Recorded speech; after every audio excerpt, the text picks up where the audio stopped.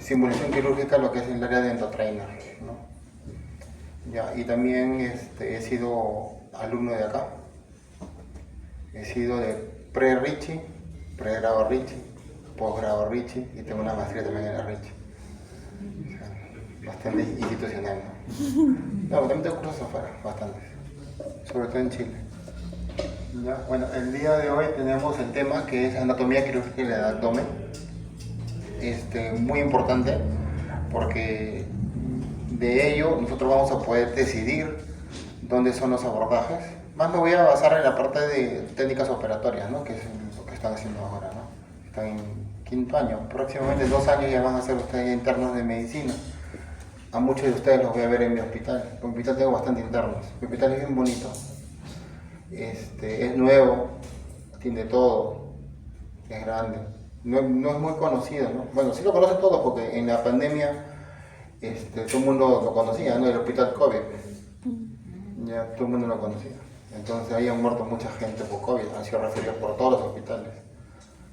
Y ahora ya que hubo una fusión entre 2 instituciones y ahí estamos ahí, ¿no? Hacemos todo lo que es cirugía, ¿no? Tanto ese hospital como el LEVE son los últimos hospitales del Perú, más modernos que hay.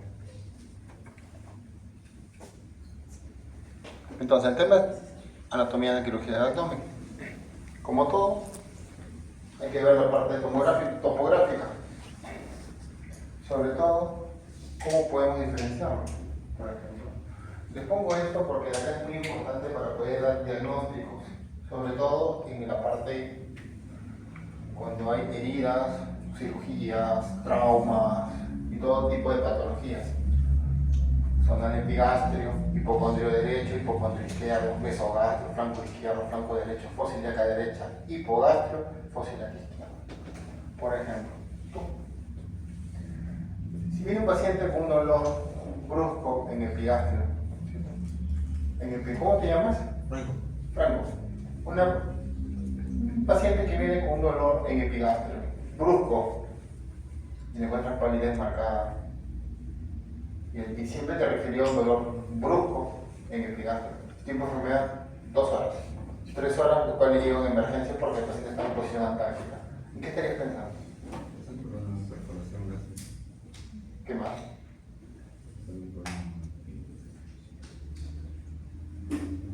¿O qué le preguntarías al paciente?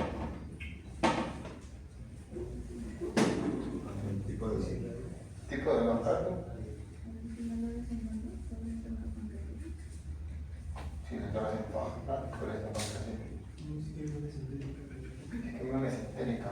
Muy brusco, tendría que ser un dolor más referido. Un infarto de base de corazón. Ya, muy sofisticado, pero sí, podría ser. Pero de repente preguntarle algo más simple, ¿no? ¿Usted es fumador? ¿Usted consume aire? Claro, porque si tú preguntas cosas simples, te llevan a las cosas simples. Si no, llegas a las cosas más complejas. Si es fumador, consume aires y ha tenido antecedentes de gastritis frecuentemente, o ha podido, o toma omeprazol o ranitidina, hay que pensar de repente en una úlcera gástrica. Pero también no olvidarse de síndromes que están muy compuestos. Por ejemplo, nosotros tenemos un síndrome que se llama Valentino. ¿Ahí usted se ha escuchado eso? Cuando llegue cirugía, en la teoría de cirugía, van a saberlo. ¿Qué cosa es el síndrome Valentino? Para que sepan, les lo diré. Es un dolor que es referido, es un dolor a fosa ilíaca derecha por una úlcera gástrica, por una perforación gástrica. O sea, por el canal, no sé por qué, todo lo que se hace hueco por acá, cae así. Y muchas veces el dolor se refiere a fosa ilíaca derecha. ¿Y qué es lo que pasa? Y no estamos hablando de entra por una, supongamos, no hay laparoscopía, entra por una cirugía transversa, y sorpresa, no hay nada, apéndice normal, hay que buscar qué más hay. Metes tu mano y encuentras un hueco o el epípton pegado al epigastrio. Se llama síndrome de Valentino. Y si fuese un dolor en hipogastrio, ¿qué estarías pensando? A ver tú, ¿qué estás atrás? ¿Qué estarías pensando? En hipogastrio. Un dolor, paciente sin enfermedades. 2 días. Viene de emergencia, dolor repetitivo.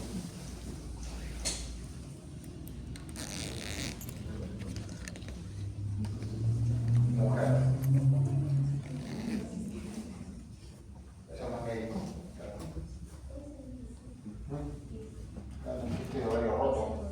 Claro, quiste de ovario roto. Y si fuese un fósil de acá derecha. Apendicitis. Una de ellas, ¿no? Pero también hay diferentes tipos de causas. Y así como todo esto, como lo que estoy. Y si fuese en hipocondrio derecho, fácil. ¿Alguien? Colecistitis.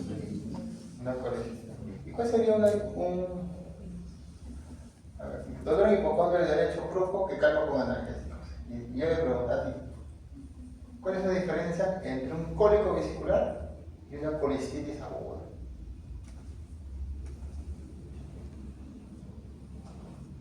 Esa es una pregunta de examen, de INAM, de todo. Se puede decir, pregunta compleja. ¿Cuál es la diferencia? Un cólico vesicular va a calmar con analgésicos. La colicitis aguda no. Va a calmar con analgésicos, pero el dolor va a persistir, porque hay criterios de toque. ¿No? Entonces, yo lo que voy es, la parte topográfica a nosotros nos va a ayudar bastante a poder más o menos guiarnos en la parte clínica. Y viendo la parte clínica nos va a guiar, nos va a acercar bastante a las patologías que nosotros vamos a poder relacionarnos y acercarnos y tener una proyección a qué podemos diagnosticar. ¿Sí? Entonces, acá está la etiología. Si en caso fue de un cuadrante superior derecho, estamos pensando en una colicitis aguda, pancreatitis aguda, úlcera duodenal perforada, una hepatitis aguda, cuadrante superior izquierdo, rotura de vaso, pancreatitis aguda, colon perforado, úlcera gástrica, rotura del aneurisma aórtico. Si fuese central periférica, que debe ser mesogástrico, una obstrucción intestinal, una apendicitis, una pancreatitis aguda, trombosis mesentérica, hernia umbilical estrangulada, aneurisma aórtico disecante, divertículos de Meckel. En cuadrante inferior derecho, apendicitis, embarazo ectópico, quiste de ovario, adenitis, hernia estrangulada, ileitis regional, ciego perforado, acceso de psoas derecho, cálculo renal derecho. Cuadrante inferior izquierdo, divertículos, accesos, cálculos uretrales, divertículos de Meckel, colitis isquémica, abdomen boquirúrgico. Entonces, más o menos de acá se van a ir diagnosticando los casos. Topográficamente se tienen que determinarlo. No se lo aprendan de memoria, no tengo razón con la patología, porque ustedes acá 2 años van a ser ya internos y de ahí a 3 años ya van a ser un médico. Y todo esto les va a llegar para toda su vida y para todas las patologías a su consultorio. O sea, por eso que tienen que aprender a razonarlo más que todo. Si es derecho, ¿qué cosa hay? El hígado, ¿no? Entonces, si está el hígado, también se debe el páncreas. Y duele, eso por eso. Si tienes abajo, el apéndice. Pero también hay patologías diferenciales. También puede determinar. El apéndice, por ejemplo, hay que ver el tipo de evolución. Las horas, la evolución, los días, si es complicada. Y lamentablemente el apéndice tiene un montón de posiciones. Entonces, muchas veces se puede confundir, inclusive. Entonces, acá está la anatomía. Acá, como podemos ver, el hígado, el estómago, el colon, los intestinos. Más profundo, vamos a nosotros poderlo determinar según capas: piel, grasa, que viene a ser la grasa superficial de Camper, la grasa de Scarpa, ¿no? Que es el tejido subcutáneo. Tenemos en los músculos, el oblicuo, el externo, interno, el transverso, la fascia transversalis, la fascia extraperitoneal y el peritoneal. ¿Por qué digo que esto es importante? Porque estamos en una clase de técnicas operatorias. Entonces, nosotros tenemos que verlo de arriba hacia abajo, en todos los cortes. Igual cuando hacen ustedes técnicas en los animalitos, ustedes lo ven así, ¿no? Piel, tejido subcutáneo, así tenga muy poquito, ¿no? Es lo que tiene el conejo. Le viene a ser el músculo, la aponeurosis, que es lo que va a cerrar. Cuando no cierra mal la aponeurosis, están las segmentaciones. ¿Quieres decir algo? No. Las segmentaciones, y de ahí llegas hasta el peritoneo, que es la capa que va a llegar ya a la cavidad abdominal. Esta fase de Scarpa, fase de Camper, que es la fascia que muchas veces confunde a la aponeurosis, por eso le llaman la fascia de los tontos, porque es la fascia que a veces tú puedes pensar que estás en aponeurosis porque lo ves medio blanquecino, pero no, es la fascia de Scarpa. También ver las líneas, eso nos va a servir para poder nosotros hacer las disecciones. Tenemos el músculo, como podemos ver, el músculo dorsal ancho, la línea alba, que es muy importante, músculo oblicuo externo, ponderoso oblicuo externo, ligamento inguinal, espina del canto superior, que nos va a dar un parámetro para hacer las inguinales. Les pregunto, ¿por qué sería importante la línea alba? A ver,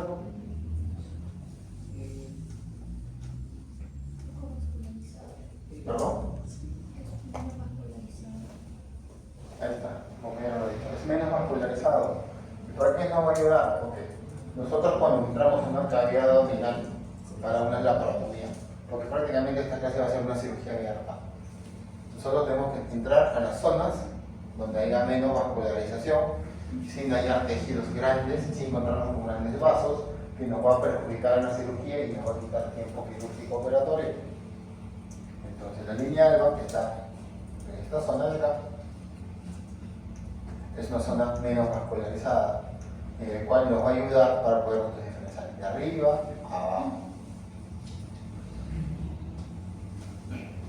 En el tema de los músculos, vamos a encontrar músculos cerrado anterior, capa anterior de la vena de los rectos, línea alba, como podemos ver, músculo oblicuo mayor, y acá también nos va a nosotros orientar. Acá ya vamos a encontrar, porque es importante la parte muscular, porque hay cirugías que ahora ya es difícil, ¿no? Porque casi no viene una laparoscópica, ¿no? Pero en muchos casos de emergencia tenemos que entrar por cirugía abierta, o a veces los hospitales se acaban los equipos de laparoscópica, o no hay CO2, porque son hospitales, sobre todo los hospitales MINSA, ¿no?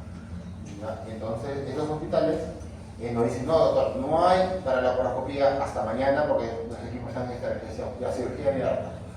Entonces, imagínate que nos volvemos un músculo, va a sangrar terriblemente porque está muy vascularizado, entonces hay que entrar por las zonas que no haya mucha vascularización, o si entramos muscularmente, bordearnos la zona.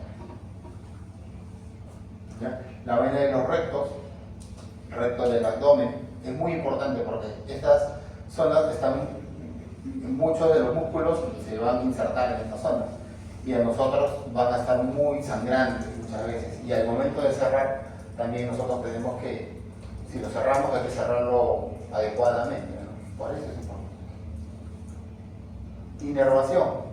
Inervación, sobre todo hay que ver porque en hernias inguinales, supongamos, el paciente te llega de postoperada a consulta externa y te dice, doctor, no siento la zona donde me han operado, sobre todo la herida. Entonces, ¿en qué estás pensando?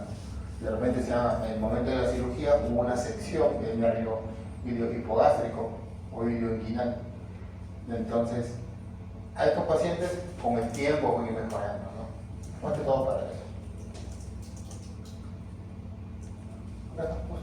La cirugía raquídea también puede seccionarse. Nervios subcostales, nervio iliohipogástrico, muy importante, porque tiene los muslos de la piel adyacente superior, la cresta ilíaca inferior y el ombligo, no olviden de esto. El nervio ilioinguinal, nervios intercostales de T7 a T12 también pueden ser seccionados. Vascularización, usualmente, por ejemplo, en las cirugías de apendicectomías abiertas, en la paratomía, en hernias inguinales, muchas veces nos encontramos con la hernia epigástrica superficial. Lo único que se hace es, antes de seccionar, se pone un alquil en ambos lados, se corta, se liga y evitas el sangrado. Supongamos que no lo ves y sangra, va a sangrar espantosamente. En ese momento, tienes que poner un alquil en ambos lados y tratar de suturarla. Por eso que cuando haces una hernia inguinal, técnica de Vicente, sobre todo la anterior, hay que, este nervio, esta arteria, hay que ubicarla, porque te la vas a encontrar en el camino. Sobre todo esa es muy importante. En la arteria ilíaca externa, al momento de cerrar, son arterias, como ustedes pueden ver acá, vasos grandes.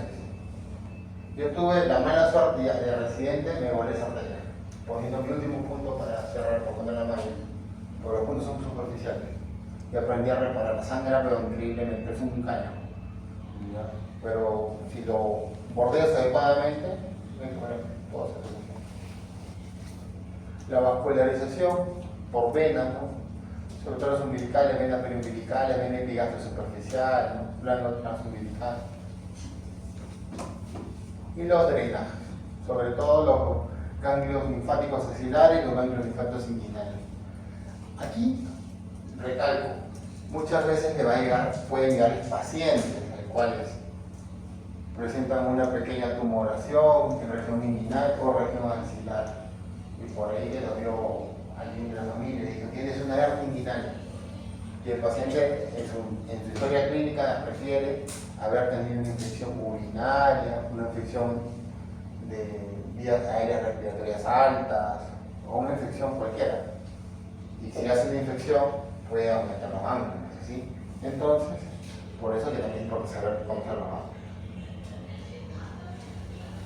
En la anatomía de la región pélvica, aquí más que todo para las hernias inguinales, saber que lo vamos a cruzar con el canal inguinal, donde vamos a tener nervios, varias venas, vamos a tener el cordón, tenemos que ubicar el cordón espermático. O sea, en la hernia inguinal, en el canal inguinal, nosotros cuando lo vamos a ubicar, tenemos que ser bien anatómicos. No se ven primero los músculos, oblicuo mayor, oblicuo menor. Ya tienen una clase de hernias. Entonces, en esa clase de ya de cirugía, ya van a explicarles más detalladamente, porque esa es una clase entera. Tendría que yo demorar una hora explicándoles todo lo que es el canal inguinal. Y llegamos a la tercera. Pero lo que he explicado anteriormente de la parte topográfica, anatómica, de ahí sobre todo los cuadrantes, eso tienen que saberlo. Porque de ahí van a salir las preguntas, porque todas las preguntas que he hecho son casos clínicos. Entonces, es incisiones quirúrgicas tipo ventajas de ventaja. Entonces, ¿qué sería mejor? ¿Cuál es mejor? El abordaje quirúrgico. ¿La laparoscopía o la laparotomía? A ver, la delegada. La paroscopía. ¿Por qué? Porque es menos invasiva y menos tiempo de recuperación. Y menos estancia hospitalaria. ¿Y tú qué opinas? Laparoscopía. ¿Y si es un herido de bala con cara de pérdida? Yo creo que va a depender mucho de la situación en la que estemos para elegir si una laparoscopía o una laparotomía. En casos de herida de bala, dependiendo de dónde se encuentre la herida, pero yo elegiría una laparoscopía.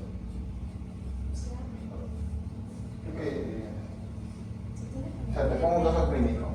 Ya. Viene un paciente hace un estudio de emergencia, presto pedido. Bauma, la doctora Bauma está en emergencia, tranquila, tomando un café. Le llaman, suena la campana, shock trauma. Llega un paciente que estrelló por serenazgo, así lo traen, lo encontró en vía pública, no sé cuántas horas. Y tiene tres agujeros en el abdomen por heridos de bala, porque le quisieron robar su celular, porque así lo robaron. ¿Ya? Lo ponen en el monitor y ven que la presión está baja, 80-50, frecuencia cardíaca 120, frecuencia respiratoria 23. ¿Ya? Y viene tu residente. Pues tú eres la doctora, ya, la cirujana. Tiene tu residente. ¿Cuál es su nombre? Renzo.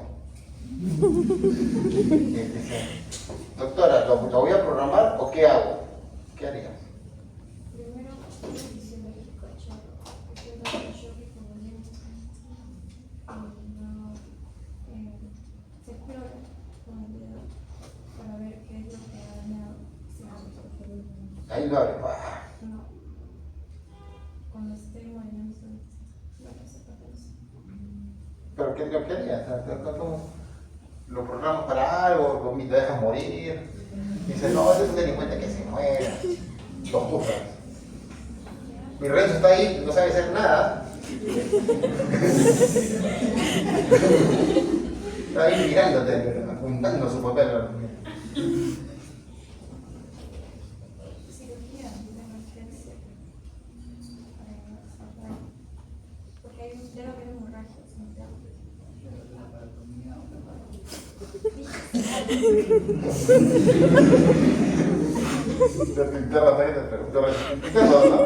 Tu reciente te hace esta pregunta.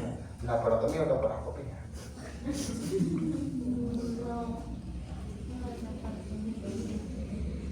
Ya. Entonces, en este caso,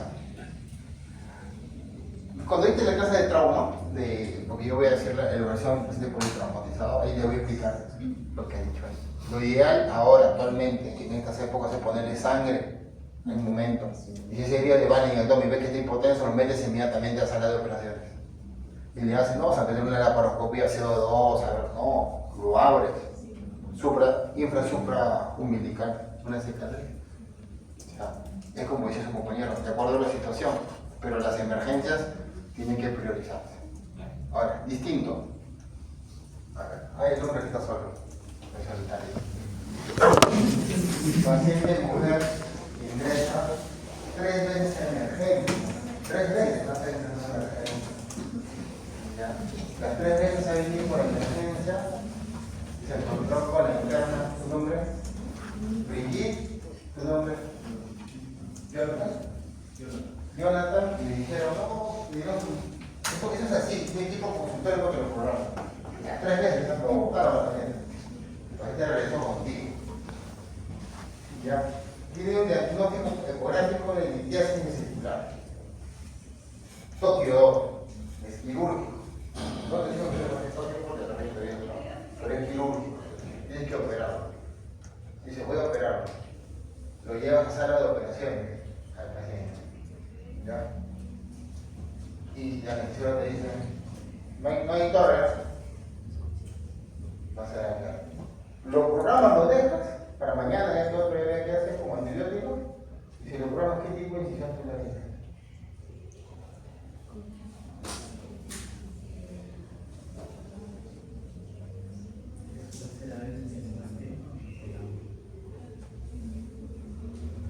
O, pero de repente mañana sí es la laparoscopia.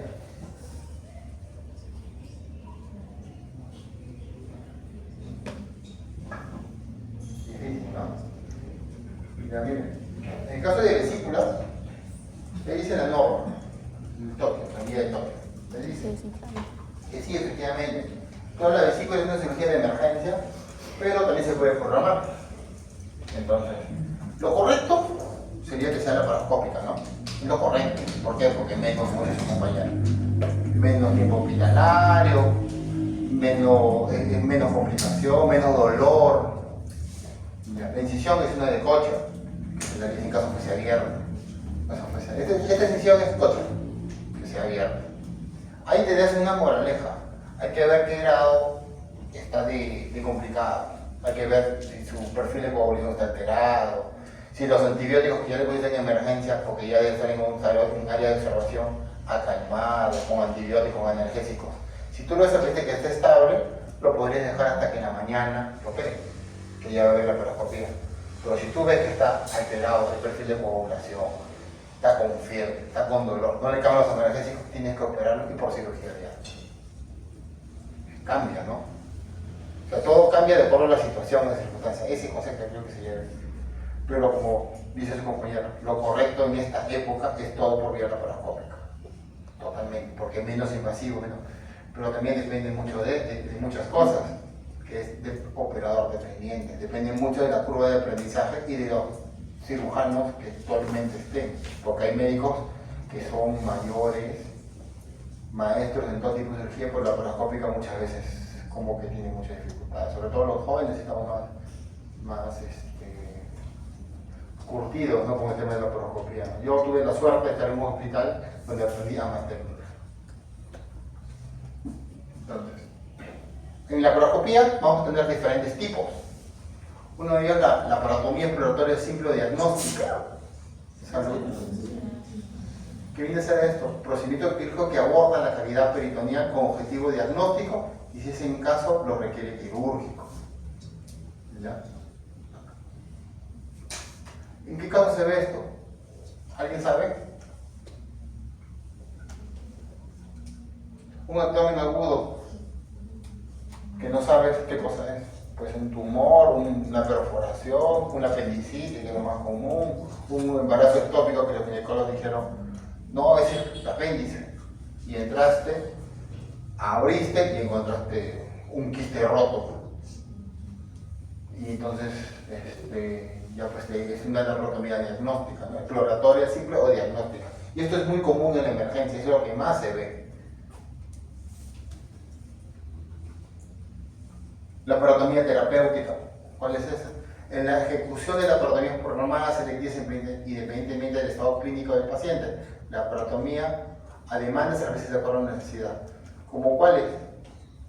Esta de acá, por ejemplo, es una hernia supraumbilical que tiene que operarse programada. Y esta de acá, por ejemplo, es un paciente que ha tenido una cirugía previa, como ustedes ven acá, se ha entrado,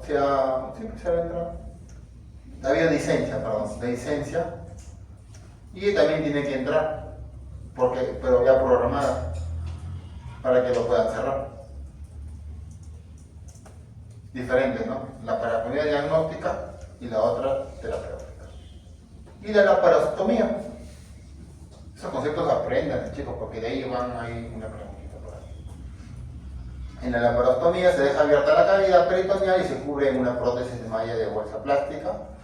Usualmente es una bolsa, la bolsa se llama Bogotá, ese es el nombre. Pero como estamos, pero esa bolsa cuesta como 500 soles.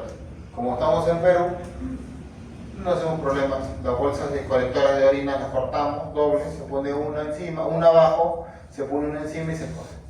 Y esa es la misma función.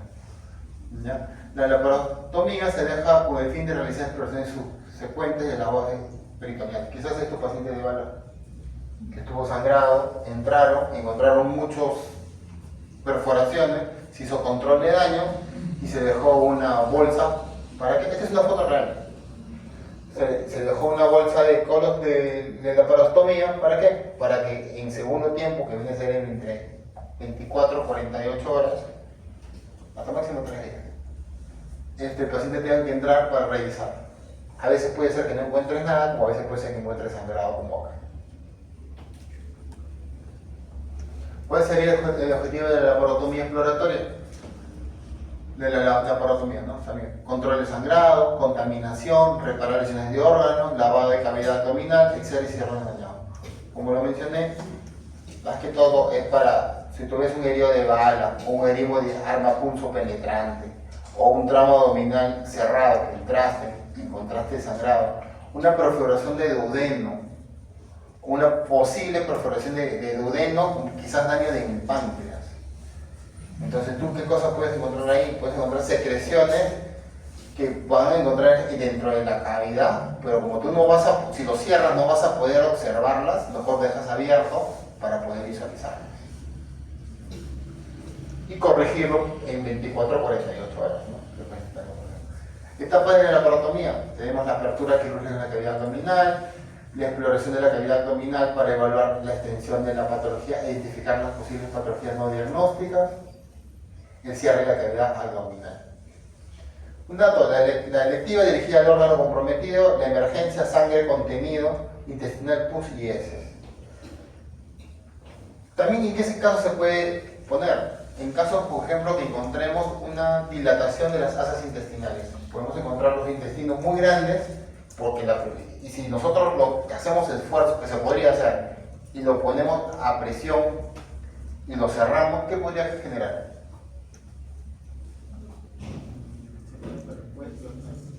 Una presión intraabdominal aumentada, y eso podría generarle más daño al paciente. Entonces, muchas veces mejor se deja abierto que esas asas desinflamen y de ahí se cierran. Hay otros métodos, el sistema básico. Doctor, una consulta. Dime. Y cuando, por ejemplo, el paciente lo tengo como abdomen abierto, ¿el paciente cómo está? ¿Lo tengo anestesiado o no sé? Usualmente está entubado. Usualmente está bajo sedación y entubado y está en una unidad de cuidados críticos. Apertura de pared abdominal. Este es un Michi, ¿no? Vamos a tener diferentes tipos. Vamos a tener longitudinales o verticales. Y estos van a seguir siempre la línea media del abdomen o son paralelas a ella.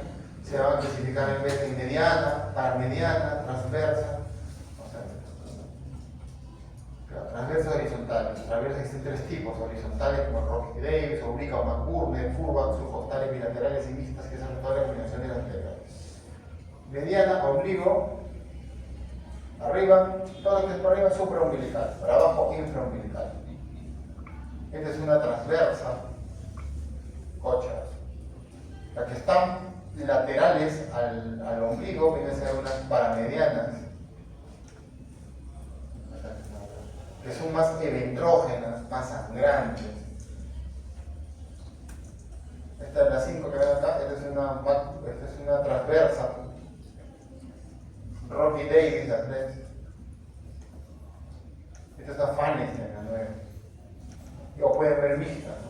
Pueden ver una transversa y a veces oblicua, ¿no? ¿Qué ha pasado? Acá está. No, también fotos propias.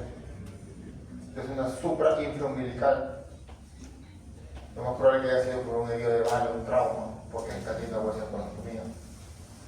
Esta es una transversa, es una cocha grande, una paciente obesa. Este paciente de la vesícula. Y esta es una ya de su paciente de la amiga que preguntó. ¿Cómo se llama la compañera? ¿Yo? Sí. ¿Cómo? Carolina. Carolina. Una de ya de corazón, ¿no? Mixta. Mediana y transversa. Clasificación de incisiones, vamos a clasificar por profundidad, por superficiales, profunda. Las condiciones, hay que ver si están limpia, contaminada, abierta, cerrada. Esto es muy importante, ya que, por ejemplo, podemos tener una peritonitis generalizada en la cavidad abdominal. O sea, las heces están por toda la cavidad abdominal. Entonces, eso va a ser una contaminada. Como que podemos tener una limpia contaminada, que solamente de repente estaba localizado, lo secamos, lo lavamos, lo aspiramos, entonces encontramos una microcontaminada.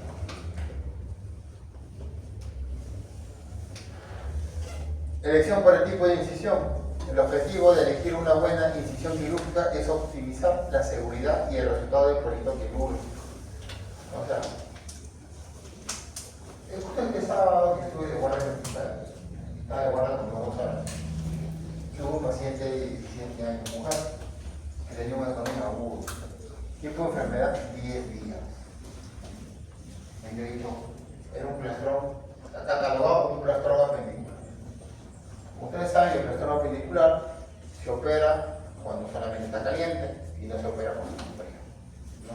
Pero este paciente había ido con dolor, había hecho fiebre, ¿ya? Y había estado vomitando y estaba con hipoxia ya 4 o 5 días.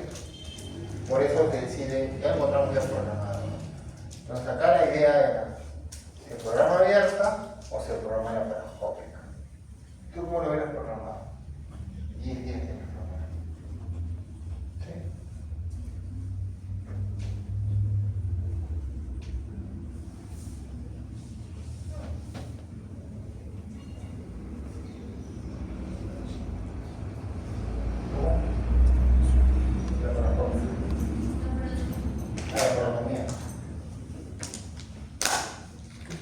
¿Cómo lo hubieras programado? La parotomía. ¿Y tú? ¿Cómo lo hubieras programado? La parotomía. Es lo que yo quise programar. Para mí era una laparotomía, porque tenía 10 días de enfermedad. Pero la doctora me dijo, no, porque tiene 17 años, aún no tiene hijos, no tiene ni enamorado, porque yo le he preguntado. Si voy a hacer una decisión larga, grande, hay que entrar por la laparoscopía. Entonces yo le decía, no, hay que entrar la laparoscopía. Es mejor, porque acá ya no estaba en riesgo la parte estética, estaba la vida versus la parte estética. Entonces, no, la pobrecita, no, pobrecita. Bueno, como era mayor que yo quirúrgicamente, decidimos entrar por la laparoscopía, pero yo le dije a la especialidad, al momento de presentar, se hace, se le dije todo lo que se hace, la laparotomía, es diagnóstica, con riesgo de conversión en 15 minutos por la laparotomía, por la laparotomía. Dicho y hecho, entramos, la apéndice no se veía una masa gigante que parecía una tumoración y tuvimos que compartir. 20 minutos, no se puede, era imposible trabajar. Se convierte y ¿qué cosa encontramos? La apéndice normal, entonces de ahí ya el plastrón como que fue, ¿no? Y había una perforación de sigmoides por divertículo. 3 huecos de 15 centímetros.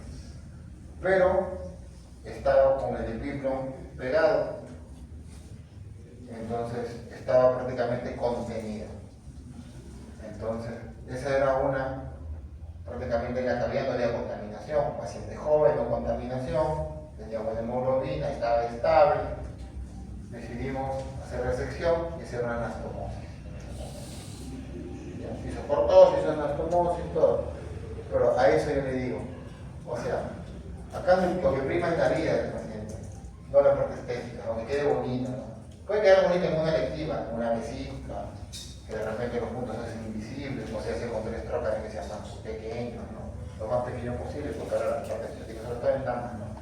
Yo cuando opero, por ejemplo, damas y son vesículas, trato de hacerle lo mínimo, lo más chiquito posible y dejarle lo menos huella posible.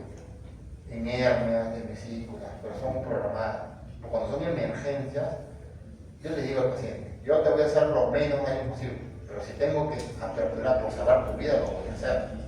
Por suerte yo le dije a la jovencita, si yo veo que para salvarte yo encuentro algo más, a pesar de que no tenga para copiar, te voy a hacer una conversión o una certificaría. Porque ese es el concepto de tener. Por eso es. El objetivo de elegir una buena incisión quirúrgica es optimizar la seguridad y el resultado del procedimiento quirúrgico. Y acá vamos a las incisiones. Incisión media, una incisión longitudinal en la línea media del abdomen, se realiza desde el epigastro hasta la región suprapúbica. ¿No? De arriba, del ombligo, arriba, abajo. Heridas por arma de fuego, heridas por arma blanca, politraumatizados. A todos esos pacientes, de preferencia. Bien, yo les puedo decir que en una herida de arma blanca sí podría entrar por la laparoscopía diagnóstica, porque podría mover el daño, pero por un arma de fuego, no. Siempre va a ser la laparoscopia. Abordaje de incisión, cuando se más rápidas, universales, obviamente son inestéticas, frágiles. Las medianas se apertura la poneurosis con una incisión muy sutil sin lesionar el músculo recto anterior, hacer carpa en el peritoneo para no lesionar las vísceras y en la apertura del peritoneo el dedo del cirujano debe cubrir las vísceras. ¿Por qué dice eso? Porque con las manos vas a levantar, abres un poquito y levantas como una carpa. Así como lo han hecho con los conejos, o todavía no lo hacen.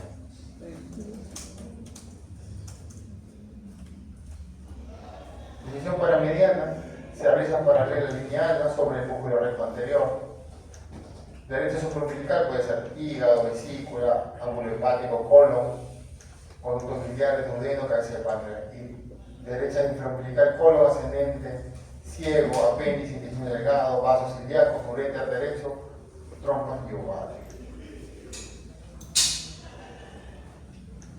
Las proyecciones transversas son más estéticas, cierran varios planos de sutura, respetan la integración de las paredes, más laboriosas y limitadas al campo operatorio.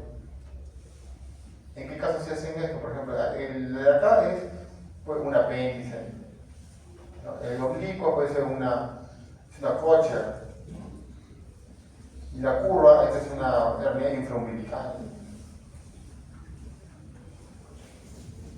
La ventaja de la parotomía transversa, menos hemorrágica, acceso más rápido, exposición excelente, lesión nerviosa mínima. Desventajas, puede haber dehiscencia, por mal cierre de la poneurosis, puede haber hernias, ¿no? En realidad son eventraciones, ¿no? Y evisceración. Las eventraciones son porque muchas veces cuando liberas la pared no reconoces la poneurosis adecuadamente y cierras, ¿no? Porque te quedas puede ser con el tejido dorsocutáneo o con la descarga. Cierras, hace una eventración.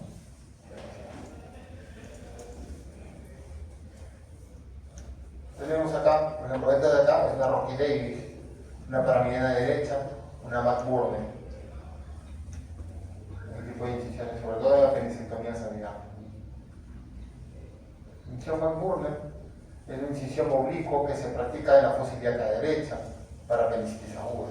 Empieza de 2 a 5 centímetros por encima de la espina ilíaca anterosuperior y corre paralela al músculo oblicuo externo del abdomen. ¿Algunos de ustedes me han operado de apéndice? Abierta.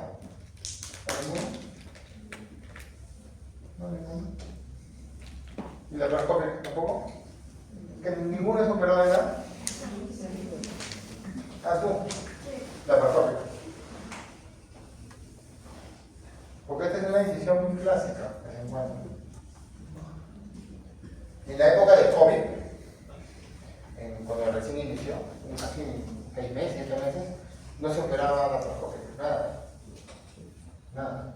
Todo era cirugía abierta, y eran algunos trajes como astronautas y cirugías abiertas.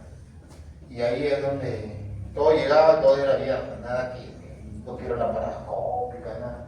Y por ejemplo, los costos, por invitarte, que más o menos una cirugía te gasta como 4.000, 5.000 soles aproximadamente, la laparoscópica, una apendicada, una colecectomía, llegó a 16.000 soles si tú querías eso. Y en clínicas cerradas y restringidas y así escondidas, sin permiso, sin nada.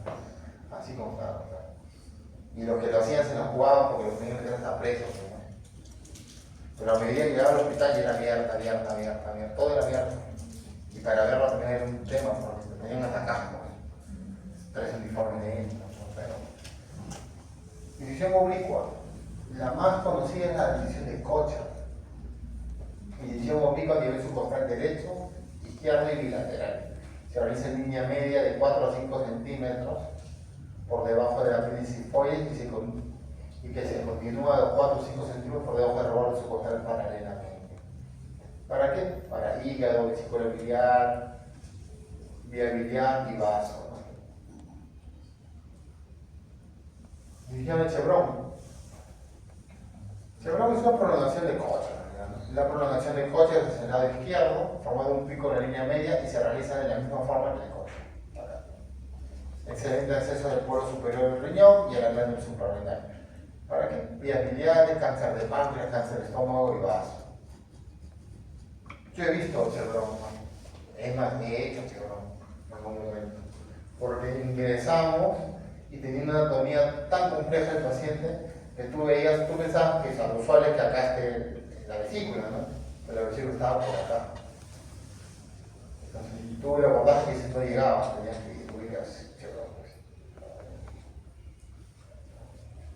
Fanete, una muy común para los ginecólogos, para los que han hecho cesárea, para los que tienen cesárea. Incisión transversa arqueada en el pliegue interespinoso a 5 centímetros púbica, también 2 centímetros de longitud. Se exponen ambas envolturas del recto y se divide transversalmente.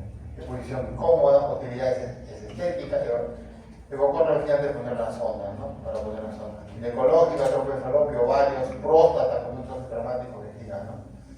Estas se habrán visto algunas amigas o familiares, buenos libros, ¿no? Afanes, ¿no? Algunos lo hacen más abajo, inclusive.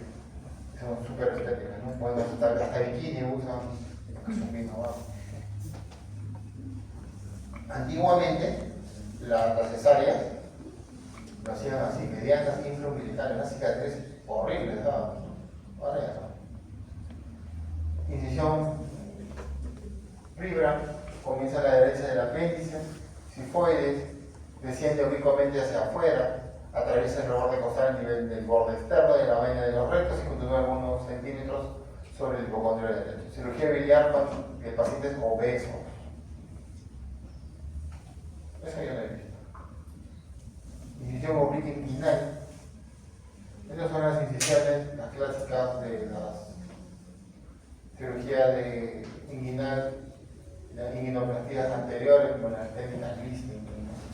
Es una incisión oblicua en la región inguinal derecha o izquierda que se extiende desde el tubérculo púbico hasta la castilla acá anterior. La incisión de la fase del oblicuo externo da acceso al músculo cremasta y al canal inguinal y al sector cordón espermático. Su principal aplicación es la herniografía inguinal. Ventajas: incisiones verticales, apertura, cierre más rápido, menos capas parietales menos puntos de sutura, sangran menos por estar en zonas poco vascularizadas, mejor exposición, ampliación más rápida y con menos líquido. Complicaciones, este cuadro aprenda. En mediana alta, la lesión de órganos, complicación pulmonar podría ser.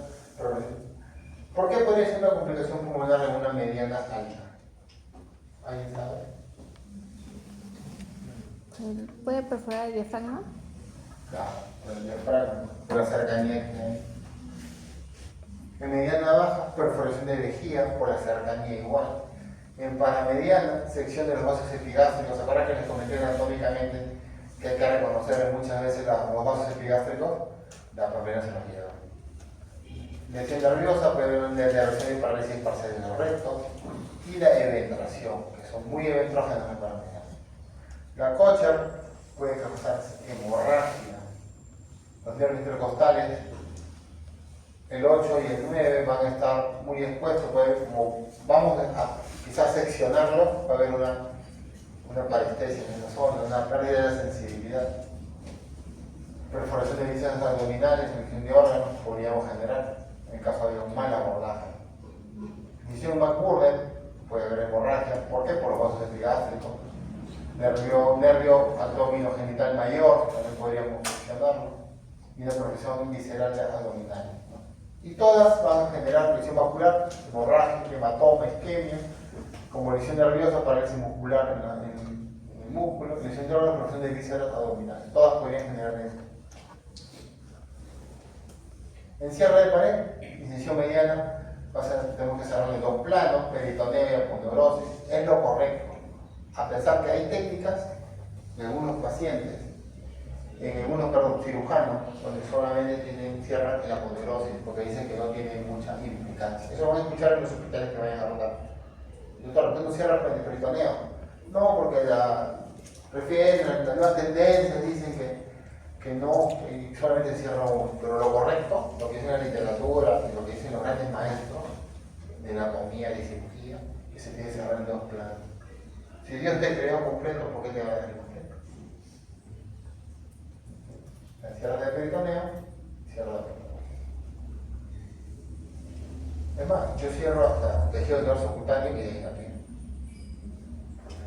Le deja menos error. Los factores influyen en el resultado de cierre de la pared abdominal se dividen en inherentes o preocupaciones. Esto es muy importante, ya que el cierre de pared, nosotros vamos a poder, va a haber factores que van a ayudar y a predisponer el cierre de pared adecuado. Uno va a ser el estado nutricional previo, el índice de masa corporal. Un obeso no va a ser igual que un delgado. El obeso puede inclusive eviscerarse. El delgado a veces no. Imagínense, estando en el previo, que sea un paciente de un albergue anciano, de un albergue comparado a un joven deportista, de casa, ¿no? hijo de familia, ¿no? Es distinto, ¿no? ¿A quién es más riesgoso que se le abra? ¿Al anciano de un albergue o al deportista? Anciano. Enfermedad de base, que tenga enfermedades múltiples, insuficiencia renal, problemas hematológicos, respiratorios, que el paciente tenga un cuadro de EPOC, que esté tosiendo, ese cierre de pared se puede abrir. Eso va a encontrar en los hospitales. Edad más joven, menos riesgo, mayor, más riesgo. Técnica quirúrgica también es muy importante. La técnica quirúrgica, ya que la técnica quirúrgica va a ir de la mano de todo esto, porque si tú tienes una mala técnica, ¿no? O no liberaste bien la aponeurosis, para cerrar, a eso llega a la parte anterior que ya dije, que hablé. Que cuando haces una apertura de pared, tienes que darte tu tiempo para dejar ambos lados de la aponeurosis libres, como para que al momento de cierre de pared no te dé flojera, no te dé cansancio de hacer esa limpieza. Cosa que tú ves la aponeurosis, agarras una tela y vas cerrando tranquilamente. Cuando aperturas mal y no liberas adecuadamente, puedes agarrar cualquier cosa que no sea poderosa y ahí se generan las dislocaciones. Yo a mis residentes los tengo muy, eso los tengo bien,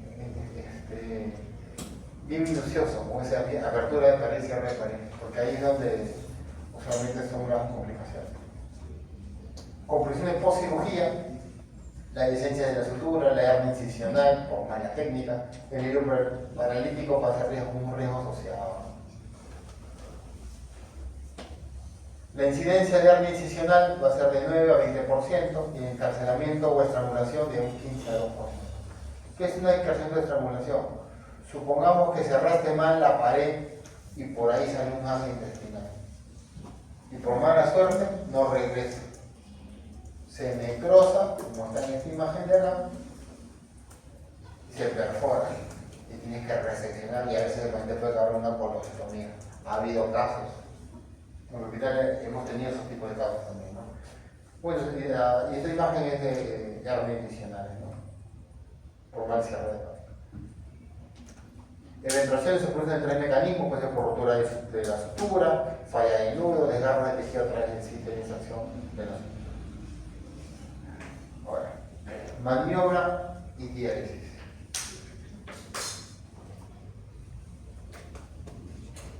¿Cuánto tiempo me queda?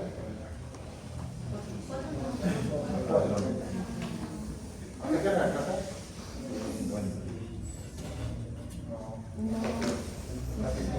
¿Será hasta las 4? 4:30, sí. ¿Cómo? Claro, la anestesia, pero no. Pero aquí era 4:40. No sé. 4:20 más o menos. Ajá, 4:20 sería. Hasta las 5. De manera por día. Ya, 4:30.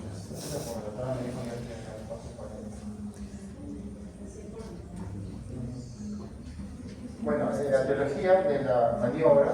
La maniobra van a ser para los abordajes quirúrgicos que nosotros vamos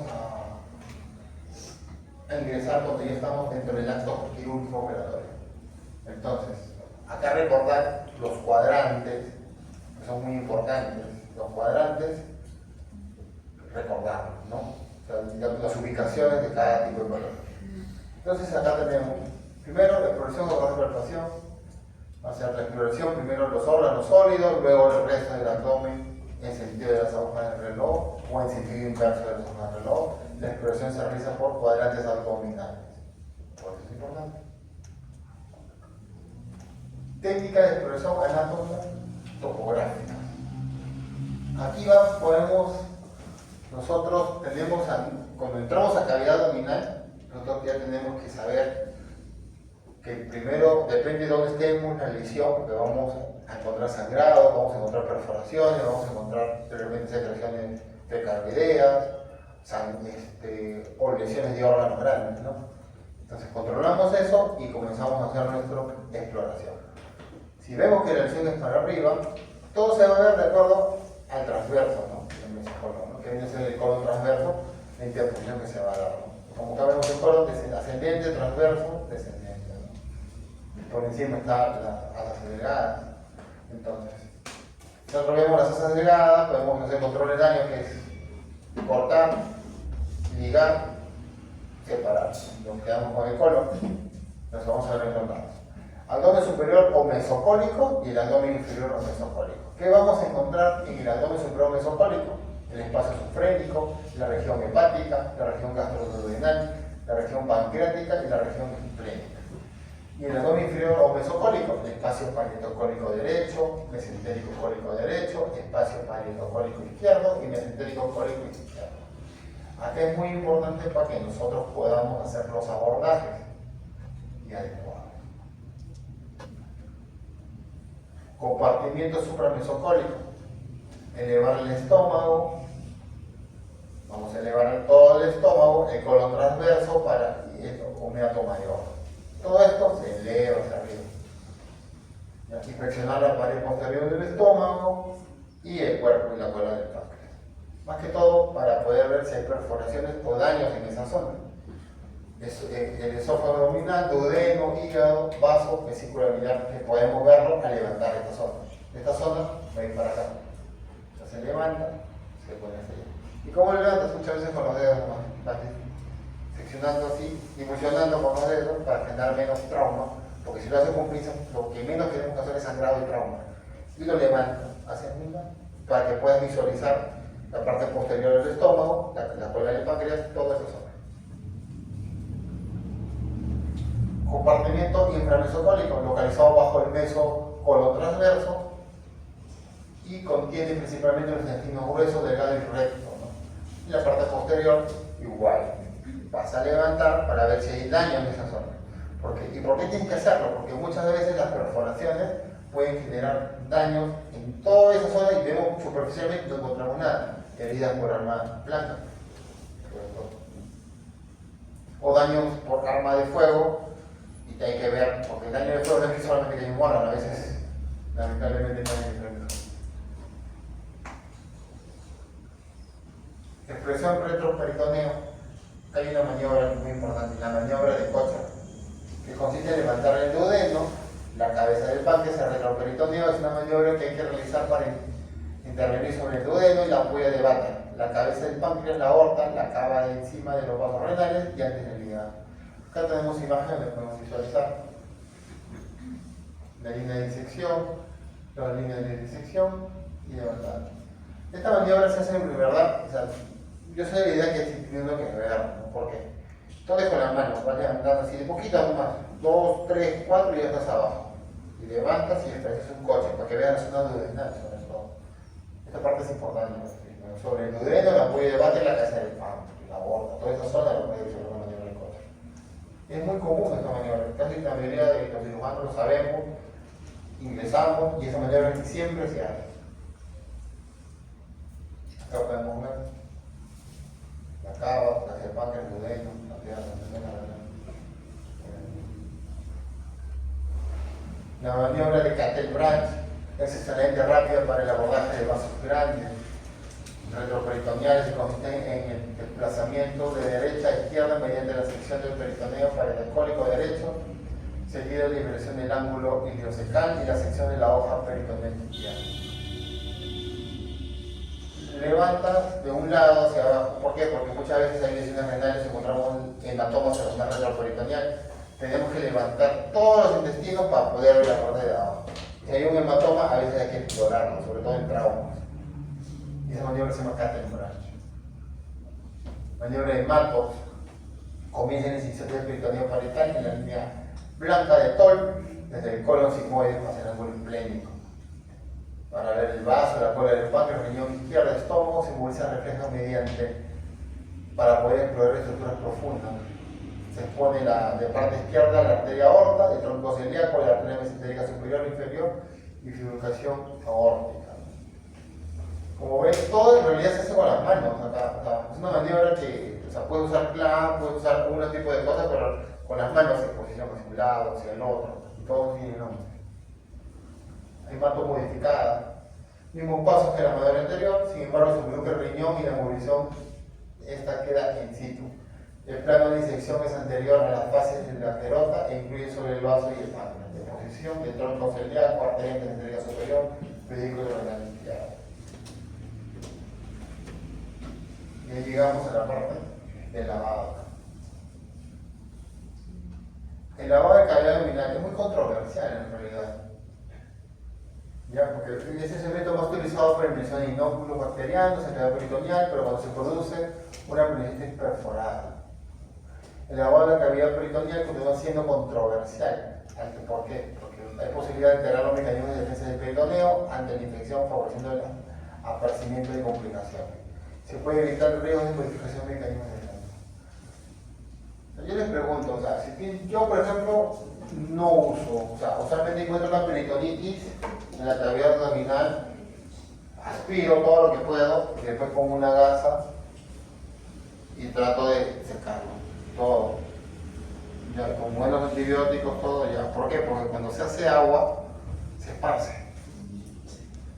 Todas las heces se esparcen por toda la cavidad y a veces los pacientes hacen accesos residuales, justamente por ello. Entonces también al lavar te da la opción que es un dren. Y los drenes también son controversiales. Entonces, sobre todo cuando me toca esa situación que es casi todas las guardias, a veces dejo de poner a cómo encuentro. Si encuentro localizado en la zona, la peritonitis yo seco, aspiro seco y no dejo nada. Pues si lo encuentro generalizado por todos lados, ese por toda la cavidad, ahí sí lavo, aspiro y dejo su dren, pues, ¿no? Para evitarlo. Porque va a ser, es muy probable que me tenga un acceso residual. Por eso que es muy controversial. La hemostasia y control. Aquí. Vamos a tener tipos de hemostasia. Uno va a ser la digital, dígito digital, compresión directa, compresión indirecta. Por ejemplo, ¿cómo piensas que era digital? Ver alguno. ¿Cuánto? La hemostasia digital.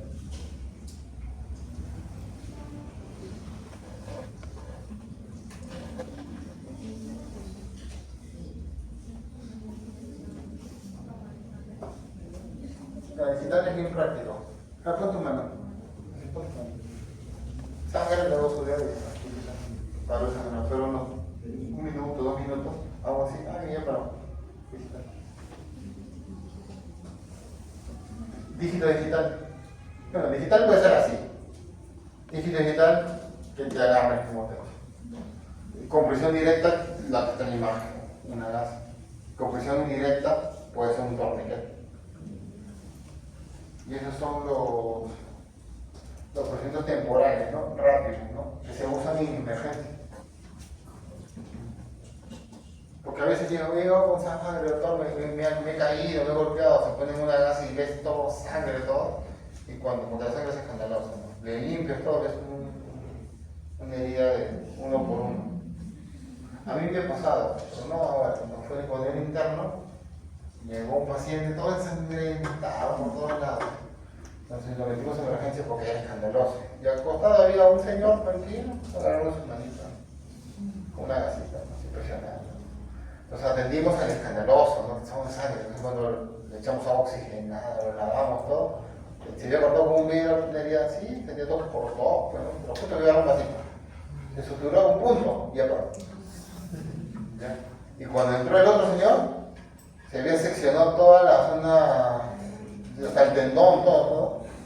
Se había seccionado y él estaba con su vasita así y había justo parado, pues, ¿no? Sangrado por él si era una emergencia real. ¿No? Si lo dejamos sentado, pues pasa. Como entonces control de sangrado, procesos definitivos, ligadura de los vasos, puntos transficiantes, que vendría a ser puntos en X, anastomosis vasculares, grapas metálicas, todo eso. Lo dejamos fea marca. Hemostasia de control de sangrado, puede ver electrocauterio, lo que está acá. El láser, ultrasonidos, argón, ligasure, la pitufo. ¿Quién está en el regalete? Entonces, a ver. Ustedes van a ver esto, ¿no? Ligasure, cosas así, ¿no? Eso son ya de otro nivel, otro leve. Material biológico, tenemos sangrado, tenemos aditivos biológicos, que son pegamentos tisulares, que son costosos, trombina de tópico, ¿no? Celulosa oxidasa, compresas gelatinosas. Siempre que, por ejemplo, sangra en la zona vesicular o hay un sangrado en zona retroperitoneal, entonces se llama hemogelita, ¿no? Que viene a ser compresas gelatinosas. Estos son como unas esponjas delgadas que tú lo pones en esa zona y esa zona hace que coagule en las zonas de sangrado, ¿no? Y a veces se ponen, no exageradamente, pero se pone 1 o 2. Drenes quirúrgicos, digamos a la zona, también es controversial. Se utilizan sobre todo después de la cirugía quirúrgica para retirar el líquido sobrante de la zona quirúrgica, así se minimiza la acumulación de sangre, exudado, se previene la infección y se facilita la curación. Se previene así la posible aparición de infecciones locales generalizadas, así como la posibilidad de aparición de fenómenos compresible sobre órganos adyacentes. Tenemos diferentes tipos de drenes. Drenes laminares, este es Hemovac y este es Jackson Brack. ¿No? Indicaciones de los drenajes: cirugía contaminada, lo que le hablé hace un momento, posibilidad de acúmulos de líquidos intraabdominales, anastomosis digestivas, ¿no? Posibilidad de hemorragias postcirugía, fístulas digestivas, colecciones serosas y purulentas, peritonitis difusa, pancreatitis aguda, cirugía torácica, ¿no? Se puede dejar de... Aunque yo tengo... ¿Quién está haciendo de policía? ¿A buena formación? ¿Ninguno? Yo tengo un colega que es de policía, que dice que se formó de policía, que no deja dren, porque su formación fue no dejar dren. O sea, ellos dijeron, no dejen dren, ni nadie deja dren. Porque dicen, no, ¿por qué dejar dren? Si está bien hecha la cirugía, es como inseguridad. Es un lema como de policía, ¿no? Entonces, imagínate, pasó una visita y él dejó un dren. Entonces, qué raro, ¿no? Entonces, era porque su cirugía era recontra compleja, recontra contaminada, y hasta él, que le habían formado no dejar dren, dijo, no, si se le complica, mejor dejo su dren. Entonces, es muy controversial por eso. Por eso, cuando dejó dren, lo llamé, oye, ¿me dejó un dren? No, que estaba cantado también. Pero tú no dejas dren por tus maestros, no, pero está difícil, ¿no? Sí, me tienes razón.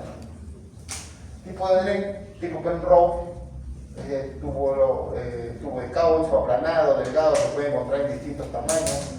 Este tipo de drenaje es colocado para esta abertura cutánea y él mismo puede, por capilaridad en realidad, ¿no? Ese dren más común es de tamaño, 3/4, mediano, 1/4, se deja hasta la zona. Drenaje tipo Jackson Pratt, este tipo de drenaje activo, expirativo, se trata de un catéter que es de silicona blanca, que viene aplastada de principio y circular al final. Además de su extremo, la misma puede conectarse al vacío y es de baja presión. Es drenaje tipo pera. Este de acá. ¿Cuál es la diferencia? Este de aquí, tú pones el dren, tiene acá unos agujeros y la perita lo aplasta. Se queda aplastado. Y conforme pasan las horas, o va drenando, se va aumentando, a presión negativa. Y ayuda bastante. Por ejemplo, los pacientes, yo uso bastante eso en los pacientes de quiste hidatídico. Los pacientes de quiste hidatídico, a pesar que tú has lavado, sacado todo, tienden a formar secreciones porque te quitas un hueco. Entonces lo dejas y eso va llenando, y ahí se queda 10, 15 días. Te ayuda bastante. Apréndanse drenaje tipo QEAR. Se trata de un tubo blando que posee forma en T. Este se usa en cirugía biliar. Este tipo de drenaje suele actuar por gravedad y se conecta en un sistema de recolección cerrado y además estéril. Este se coloca por debajo del nivel del paciente, exactamente donde recorre el líquido que drena. ¿En qué tipo de cirugía se usa en QEAR? Cirugía que ha generado daño biliar. Entraste en una colestectomía, tu paciente. Entraste y te bajaste en la vía biliar o tienes dudas que te bajaste. Entonces tuviste que dejar un drenquear por un tema de... Entonces, ¿qué va a hacer el drenquear? Es como un tubo en T que entra en la vía biliar, esteriliza hacia afuera y por ahí va a salir la bilis. Hasta demostrar lo contrario que no hay daño biliar. Muy importante ese dren. Usualmente lo teníamos ahí por casos de emergencia o cirugías que ya van a entrar programadas, que sabemos que puede haber un daño en esa zona. Drenaje tipo Pleurovac, eso ya explico con lo de Reba en saberlo. Es un drenaje que se coloca en tórax. Este drenaje cuenta con un sello de agua y una función que es drenar líquido, sangre y aire en el espacio pleural. Yo también lo tengo en el hospital. ¿Ya? Pero yo me formé con los clásicos botellas de agua. ¿No lo han visto? Esos frascos de agua. ¿Lo han visto? Ya, esos frascos yo me formé con eso. O sea, para mí eso era lo normal, lo común. O sea, para mí era mi frasco, yo feliz con mi frasco, con mi 250 de agua, poniendo mis tubitos al costado y llevándolo, ¿no? Y cuando me mudé, porque yo antes era González y pasé a ser más líder, ¿ya? Porque yo me formé primero en el hospital pequeño, que estaba en Vitar, que no existe, y de ahí pasé al hospital grande. O sea, pasé a tener 14 camas a pasar a tener casi 48 camas. Más área de UCI quirúrgica, más área de observación, más un montón de camas. Más 6 áreas de operaciones, cuando teníamos 2, cirugías 24 horas en el día, tomografía, todo. Entonces, cuando me dieron esto por primera vez, no tenía ni idea cómo usarlo. Veía, ahora sí, pues es súper práctico, el Priovac es bueno. Uno usa solamente 2 cositas que sacas de arriba, le echas su agüita y ya está. Y te lleva el control. Pero después de unos meses entré a trabajar en un hospital, o sea, aparte de invitarme a trabajar en otro hospital, donde usaban los frascos. Pero como no había mucha incidencia de patologías de tórax, yo pedí para poner un hemotórax, yo pedí que traiga un Priovac, me dijeron, no, acá no, ¿qué es eso? No sabía. Ya traerme un frasco, tenía su frasco nuevecito, armadito, acá está doctor, su frasco. Pero prepáralo, las enfermeras se miraron y me dijeron, no sabemos cómo prepararlo. Entonces yo tuve que sacarme los guantes y comenzar a prepararlo, echarle su agüita, todo, porque eso es una presión. Por eso es importante que sepan las dos maneras. Ustedes como médicos, yo les doy ese consejo, ¿no? Porque ustedes, yo también trabajo en San Martín, ¿ya? Y pues yo soy de Narriche. Entonces, muchas veces nos comparábamos, antes en mi época se comparaban antes con San Martín, pero ahora tenemos la científica, ¿cómo se llama? No, esa no. ¿Cómo se llama? La UPC. La UPC. Que tiene un nivel bien alto. Bien alto. Su nivel es bien, yo me doy cuenta por los internos. Yo tengo internos de Cayetano, San Marcos, Villarreal, UPC, científica, San Martín, Ricardo, San Juan Bautista, Villarreal. Tengo internos de todos. Y tengo de San Martín, de Chiclayo, también que vienen algunos. Y he tenido de Norberwin, no, tuve de Telesub, gente, eso ya era ni acordarse, Dios mío. Ya era ya lo peor que puede ver en la vida. Ya, porque no sé cómo van a ser médicos los chicos. Pero la competencia es durísima, durísima. Mi consejo, si pueden, terminen, váyanse al extranjero. Pero de algunos les he dicho. Ya, porque afuera van a haber otros soportes. Yo que viajo un montón, me he capacitado bastante afuera, van a haber otro tipo de cosas, totalmente diferentes. La enseñanza y todo. Ya, pero si pueden hacerlo acá, háganlo, pero estudien bastante, capacítense un montón, porque de verdad, y aprendan hasta lo mínimo, como por ejemplo los tubos de drenaje de tubo y el Priovac. Yo tuve la suerte de tener esto, pero tuve la suerte de aprender el otro, como tuve la suerte de hacer cirugía abierta y también aprender la paroscopía, como tuve la suerte de irme a Brasil, o irme a Argentina, o irme a Colombia. Pero no todos tienen eso, porque depende mucho de uno. A mí, por ejemplo, a mí no me daba un sol cuando empecé la residencia, y me decía, ay, no le falta, pero me preparé tanto, estudié tanto, y mi habilidad fue tanta que al final me mandaban, ellos mismos me decían, ¿por qué estás a Colombia? Me buscaban la pasantía para que me vaya. Y al final me quedé, y yo soy instructor de residentes en mi hospital. Entonces, ahora de segundo y tercer año yo les enseño a operar todo tipo de cirugía. Tenemos el Trip Blake, que yo lo uso bastante en lo que son hernias inguinales, eventraciones que se repara pared. ¿Por qué? Porque las eventraciones muchas veces abren toda la zona de la piel, la cavidad, y adentro pueden formar seromas o hematomas. Entonces tú colocándolo eso hace que puedan drenar poco. ¿Qué puede decirlo ahora? Entonces para eso sirve esto, ¿no? También es un extremo multiperforado, redondo, cuenta con rayas de color. Objetivo de los drenes terapéuticos: drena la colección líquida y de gas desde una cavidad, produciendo menor estrés del paciente. La ventaja para el paciente es evitar la paratomía. Profilácticos se indican en los casos grandes de disecciones, anastomosis y artrorías. Tipos de contenido, pueden haber varios, como ven esta imagen, esos son los tipos de características que van a salir. Puede haber seroso, sanguinolento, sanguinolento, turbulento, así sale. Y más o menos te vas dando cuenta cómo va el paciente. Fíjate que tu primer día que lo operas, dices, no, mi primera restitución intestinal, y su dren sale en fecal video. ¿Qué piensas? Se abrió, pues, ¿no? Oh, te dio orgulloso. Sí, se pasa, se pasa. Soy mi residente, por ejemplo, orgulloso, mi doctor, me han dado mi primera restitución, qué bueno, tío. Es más, invitó pollo a todo el mundo, una fiesta, en su casa tenía una fiesta, ya, ¿no? 2 días, pecadilla. Oye, ¿qué fue? Le digo, ha hecho su pistola, neta, de y yo, nada, tuve que abrir, cada uno los comienzos, va la técnica que comen. A cambio, si sale ceroso, ya no, no natural, no natural. Si sale bilioso y es una vía biliar, y dice, no me por favor, te llevaste la vía biliar. No, le he puesto sodrem por precaución. Por tercer día, bilioso. Precaución, ¿no? Sí, pues que está difícil. Ahí ya comienza a contar la verdad. Ya comienza a contar la verdad. Riesgos de los drenajes son.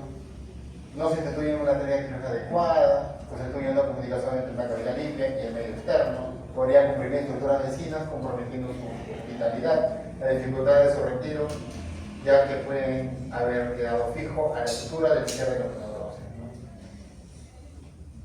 Estructura programadora, las estructuras y las grapas quirúrgicas se usan para cerrar las heridas mientras sanan.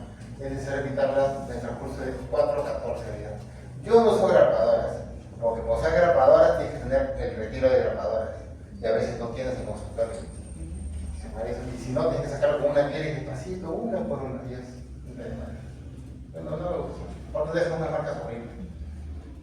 Las grapadoras son así, es rápido, ¿no? Como experimental y todo. Bueno, esta es la bibliografía. No sé si hay preguntas. Y les presento, este es mi hospital. Este es mi hospital militar, este es mi gran parte de mi equipo quirúrgico. Como ven, hay bastantes médicos que somos jóvenes, ¿no? La mayoría somos docentes, acá me encuentran docentes de la San Martín, de la Figura, de Cayetano, ¿ya? Y también algunos de Ricardo, ¿no? De San Marcos, ¿no? Y tenemos bastante ganas de, bastante profesión de enseñar, tenemos áreas de simulación, hacemos endotraining, simulación, yo soy responsable de ello, también hago cirugía abierta. Él es mi maestro, mi jefe. Bueno, mi jefe es mi maestro. Bueno, son unos chicos, unos son internos, porque todos los acá son internos, solamente hay que es residente, no hay más, pero los son internos. Y entonces en el área de cirugía es mi residente, ¿no? Y consentido, que es de acá, es de los ramos de lavado, que es de la Rich. Por ejemplo, Rich es posgrado Rich, y enseñaba anatomía. No creo que lo conozcan porque ustedes creo que es anatomía virtual, ¿no? Él enseñaba anatomía, y es más, se ganaba la vida haciendo anatomía en clases hasta que acabó la universidad. Y enseñaba acá y enseñaba en la San Martín. Y mi residente, mi jefe recién actualmente.